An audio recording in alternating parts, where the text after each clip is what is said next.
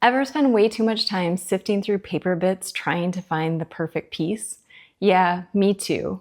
Or maybe you've tried organizing your paper ephemera in binders or photo albums, but they just take up too much space. What if I told you there's a way to organize it all and it's fun, space-saving, and super satisfying to use? This little book is the solution. Don't let its compact size fool you. It's a game changer for organizing paper ephemera. The pages are translucent envelopes so you can easily see what's inside. Not only can you flip through it like a regular book, but here's the fun part. It extends and opens flat to reveal a piece of art that doubles as tabs for organizing.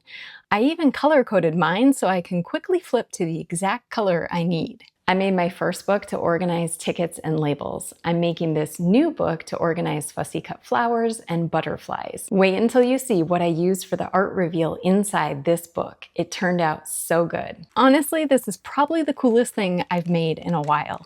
As soon as I finished this one, I was hooked and I wanted to make more. But I'm slowing down to share my process with you because I know you'll want to make one too. Today, I'm going to show you how to make this magical envelope book. It's part book, part organizer, and part art, all rolled into one. It's incredibly satisfying to open, flip through, and open again and again. And the best part, it's so easy to make. Even if you've never made a book before, I'll show you exactly how to do it step by step. I got the idea for the base of this book from Natasha of Treasure Books. I'll put a link to her video below. She made her books with larger paper envelopes. I instantly knew I wanted to make a see-through version with my stash of glassine envelopes. I was also inspired by ancient Chinese dragon scale binding, where part of an image appears on the edge of each page, and the full image is revealed when the scroll is opened flat. Combining those two ideas led to this amazing envelope book that I just can't stop playing with.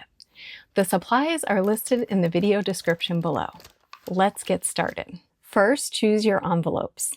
The rest of your book will be based on the envelope size you choose. You'll need 14 envelopes. I made my book with glassine envelopes. I chose glassine envelopes because they're very translucent and durable. They also have a straight flap, which is ideal for this project. My envelopes measure 4 1/8 by 6 1/4 inches. So all the rest of the measurements I share will be based on this envelope size. You can use larger envelopes to make a larger book. You'll need to make a taller spine and larger covers. The foundation of these books is an accordion spine. It's how the envelopes are attached, and it's the mechanism that allows the book to extend out flat. You can make the accordion for this book with a single sheet of 8.5 by 11-inch paper. I'm using 24-pound color printer paper. You want the paper to be sturdy but not too thick. I do not recommend using cardstock. Choose a color that coordinates with the paper you want to use for your covers. The folds of the accordion should run parallel to the grain of the paper. If you're not sure what direction the grain of the paper is, try bending it hamburger style, then hot dog style. Whichever way bends more easily and has less resistance is the way the grain runs. On this paper, it's vertical, so I want all my folds to be vertical. Cut the paper in half crosswise so each piece is 5.5 inches tall and 8.5 inches wide. Fold each piece of paper into an accordion with 1/2-inch pleats. To do that, fold the paper in half, making sure the edges line up perfectly before creasing the fold. Use a bone folder to press the crease. Then fold one edge of the paper back to meet the center fold and crease. Flip over and fold the other edge to meet the center fold and crease. The paper is in a W shape now. Reverse the center fold so all the folds are mountain folds. Then pinch the first mountain fold together and bring it to meet the edge of the paper. Crease the new fold. Repeat with the next mountain fold. Squeeze the peak of the mountain together and bring it to meet the edge. Repeat for the last mountain fold. Fold over the edge of the paper to meet the last fold and crease. Open the paper and reverse all the valley folds into mountain folds.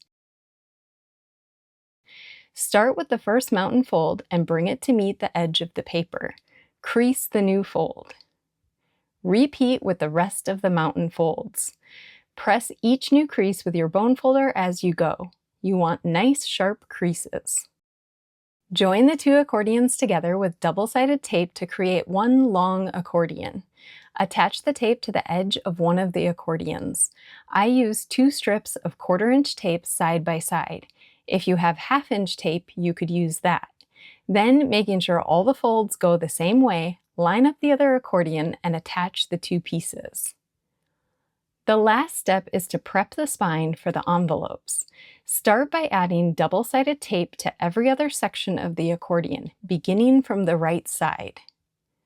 Don't put tape along the edge of the paper. Fold over the first mountain and begin taping there. Continue adding tape every other section until you've taped 14 sections. Don't tape the last section on the left side. You'll have a 1-inch strip that is tape-free at both ends of the accordion. Use your bone folder to burnish the tape well. That will make it easier to remove the backing strips later. Now you can make the front and back covers. For the covers, you'll need cover board. The board from the back of an empty watercolor pad works great. I'm using the white board from the back of an Arches watercolor pad. I always save these for projects like this. Make sure the grain of the board runs parallel to the spine of your book. For most paper pads like this, the grain will be vertical. Cut the cover pieces 1/8 of an inch larger than your envelopes on all sides except the spine side. If your envelopes measure 4 1/8 by 6 1/4, cut your boards to 4 1/2 by 6 1/2. The covers should extend 1/8 of an inch all the way around except on the spine side where the cover is flush with the spine. You also need a piece of decorative paper for the covers. I chose a watercolor painting by Henry Edmund Cross called The Artist's Garden at St. Clair. It's a public domain image from the Met Open Access. I'll leave the link below if you want to use the same image. For the cover of my first book, I used a colorful map from a vintage geology book. The decorative paper needs to be large enough to cover the front and back cover boards with space all around. The paper I'm using is about 10 inches wide and 7 1/2 inches tall. Cut your decorative paper in half. Flip both pieces over and position the cover boards in the center. Use a pencil to trace a light outline around the boards. Then, cut off the corners of the paper at a 45-degree angle about 1/8 of an inch outside the outline. Apply double-sided tape to all 4 edges of each paper. Try to get the tape as close to the edge as possible without going over. Place the boards back on the paper using the pencil outline as a guide. While holding the board in place, use your bone folder to score the paper along the edge of the board. It's best to start on the short sides. Then, use the bone folder to fold the paper up against the edge of the board. Pull the paper tightly over the board and smooth it out. This helps the paper fold where you need it to once you remove the backing from the double-sided tape. Once the folds are in place, remove the backing from the tape and fold the paper over the edge of the board, pressing the tape down. Repeat on the other short side. Before you do the long sides, tuck in the corners with your fingernail. You just need to press down that little bit at the corner. It's like wrapping a gift. Then repeat the same steps for the long sides, making sure to score and pre-fold the paper with your bone folder. When you're done, the cover will be neatly wrapped in decorative paper. Before you add paper to the inside of the covers, you need to attach the accordion spine. But first, go ahead and choose the end papers you want to use. These are the end papers from a vintage wildflower field guide. For my other book, I used a vintage map for the end papers that had similar colors to the geology map I used on the covers. Cut the end papers 1/8 of an inch smaller than the cover on all 4 sides. This will leave a nice border of the cover paper showing. You'll come back to these end papers after the spine is attached to the covers. To attach the spine to the covers, first measure and mark the back cover so you can center the accordion spine. Since the covers are 6 1/2 inches tall and the spine is 5 1/2 inches tall, mark 1/2 inch in from the top and bottom. Next, put 2 1/4-inch strips of double-sided tape on the back side of the last section of the spine, between the fold and the edge of the paper. The easiest way to attach the spine and get it flush with the edge of the cover is to hold the cover upright while you attach the end of the accordion. Remove the backing from a 1-inch section of the double-sided tape and fold the backing paper over so the ends are sticking up. With the fold of the accordion resting on the table, carefully line up the other end of the spine, the side that still has the backing paper on, and hold it firmly in place. Then adhere the end where you started peeling up the backing. Still holding the other end in place, slowly pull on both ends of the backing paper to remove it from between the spine and the cover.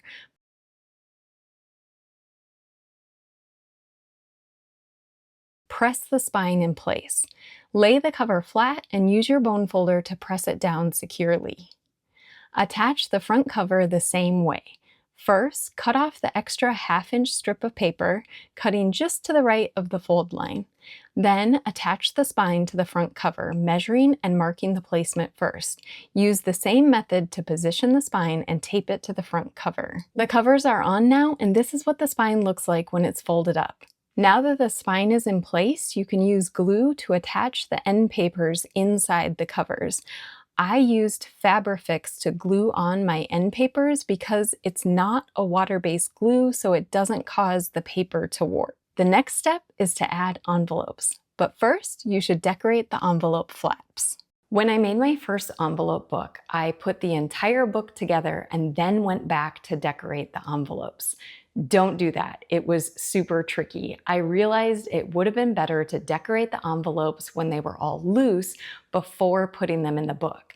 I tried that with this second book and it was definitely so much easier. The one catch is you need to know how much of the envelope flap will be revealed when the book is open completely flat. Since the accordion folds are every 1/2 inch and you're attaching one envelope to each mountain, the reveal is 1 1/16 of an inch.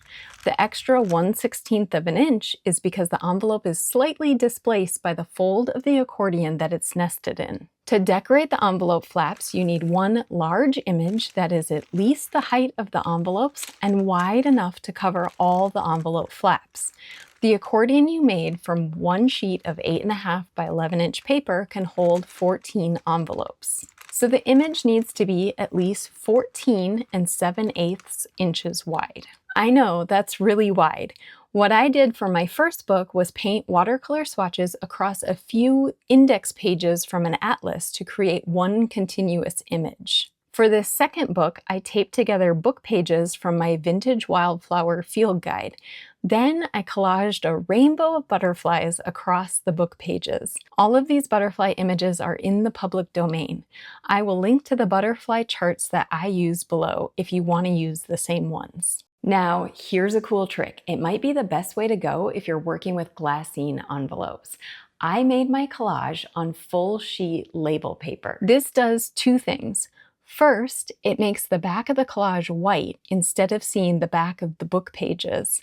Second, it makes decorating the envelopes peel and stick easy. If you've ever tried using glue on glassine or vellum, you know it can get super messy because you can see the glue through the glassine.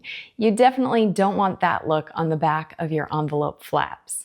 The label paper gives a nice clean look on the inside of the envelope flaps. To avoid warping, it's best to have the grain of the label paper match the book. You can attach 2 sheets of label paper together if you need to. Cut your finished collage into 14 strips that are each 1 1/16 inch wide. Attach the strips to the envelope flaps. Make sure the flap is on the right-hand side and the collage strips are the right way up. If you make a mistake, you can peel the label paper off the glassine envelope, but the envelope will be ruined. After sticking down the label paper, open the envelope flap and use your bone folder to burnish and gently smooth out any wrinkles in the glassine envelope. Then trim off the excess envelope flap with large scissors. Use smaller scissors to trim off any label paper that extends beyond the tapered edges of the envelope flaps. All this trimming is why it's so much easier to decorate the envelopes before they're in the book. Once all the envelopes are decorated and trimmed, you can attach them to the spine. The glassine envelopes are slippery, and it took me nearly the entire first book to figure out the best way to get them lined up and attached. Binder clips or small bulldog clips will be your best friend for this process. Start by lining up the first envelope on the inside of the front cover. Make sure it fits snugly into the first valley fold of the accordion and is centered vertically on the cover. Clip the envelope to the front cover on the other 3 sides. This will help ensure the envelope stays in place while you attach the spine. Make sure the envelope is flat and smooth to avoid any wrinkles when pressing down the tape. Peel the backing off the double-sided tape on the accordion spine and then carefully fold that section of the accordion over onto the envelope and press it into place. Align the next envelope the same way, nesting it into the valley fold of the spine and clipping it to the previous envelope and the cover. Then remove the tape backing and attach the spine to the envelope. After the first few, you won't need to clip the envelopes to the cover. Instead, you can line up and clip the new envelope to a few of the previous ones. Repeat this process until all 14 envelopes are attached. It's time for the best part, expanding the spine for the first time and watching the art come into full view. It never gets old. Allow yourself a good 15 minutes just to flip through, expand, and play with your new book. Then you can fill it with goodies. I used my first book to organize tickets and labels by color. I'm using the second book to organize fussy cut flowers, butterflies, birds, and a few animals by color. I use the same color order in both my books so I can use them as companions. I lay them out on my desk one above the other. I can flip to the same color in both books and instantly find coordinated paper pieces. I feel so organized and inspired to collage now. There's so many different ways you could organize these books. You can organize by color like I did, but you could also organize by theme or project. Imagine having each envelope stuffed with coordinating pieces for an instant collage. I plan to make another book to organize my postage stamps. These would also be great for organizing stickers, die-cut papers, or magazine cutouts. The possibilities are endless. What would you store in these books? Let me know in the comments below.